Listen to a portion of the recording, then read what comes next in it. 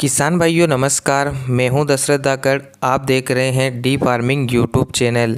किसान भाइयों आज हम बात करेंगे गेहूं की खेती के बारे में, यानी कि गेहूं की बुआई कैसे करें।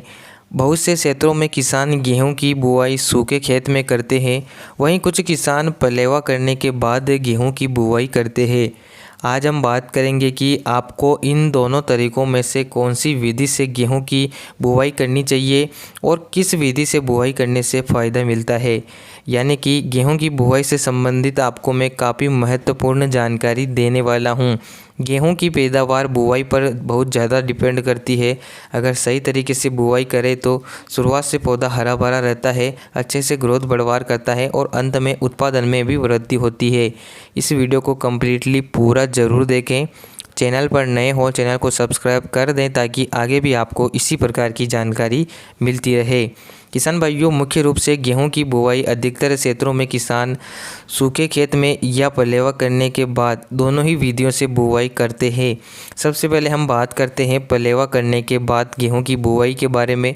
तो पलेवा करने से मेरा मतलब है कि पहले किसान भाई खेत में पानी लगाते हैं, उसके बाद खेत की गहरी हकाई जुताई करते हैं और उसके बाद गेहूं की बुआई करते हैं। बात करते हैं कि अगर आप पलेवा कर गेहूं की बुआई कर रहे हैं तो क्या फ़ायदा होता है। किसान भाइयों पलेवा करने के बाद गेहूं की बुआई करने से पहली चीज़ हमें फ़ायदा मिलती है कि शुरुआती खरपतवार कंट्रोल हो जाता है। यानी कि आप पहले पानी लगाओगे तो उसमें जो खरपतवार होते हैं वो उग जाते हैं। उसके बाद हम अच्छे से जुताई करेंगे तो शुरुआती खरपतवार अच्छे से नष्ट हो जाते हैं।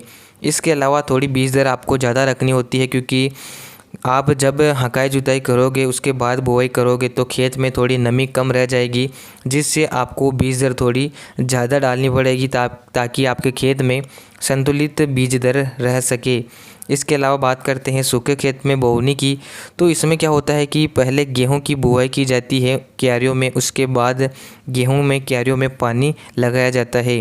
तो पहली चीज़ इसमें आपको फ़ायदा मिलता है कि इसमें बीज दर कम लगती है, क्योंकि आपका गेहूं अगर ऊपर नीचे भी हो जाता है या ज़मीन की गहराई तक भी चला जाता है तो भी आप उसमें तुरंत पानी लगाते हैं तो गेहूं का पौधा अच्छे से अंकुरित हो जाता है।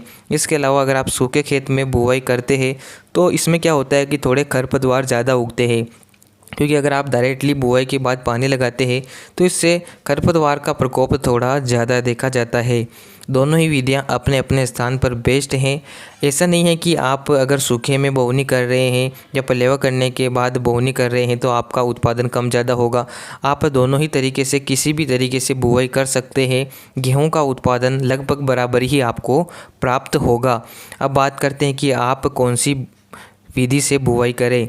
आपके पास अगर सिंचाई के पर्याप्त साधन हैं तो आप पलेवा करने के बाद बुआई कर सकते हैं, या आपके खेत में ज़्यादा खरपतवार उगता है तो भी आप पलेवा कर गेहूं की बुआई कर सकते हैं। इसके अलावा आपके खेत में पानी की कमी है, इसके अलावा आपके खेत में ज़्यादा खरपतवार उगते हैं तो आप सूखे खेत में गेहूं की बोवनी कर सकते हैं। आपके क्षेत्र में जो विधि प्रचलित है उसी से आप गेहूं की बुआई करें।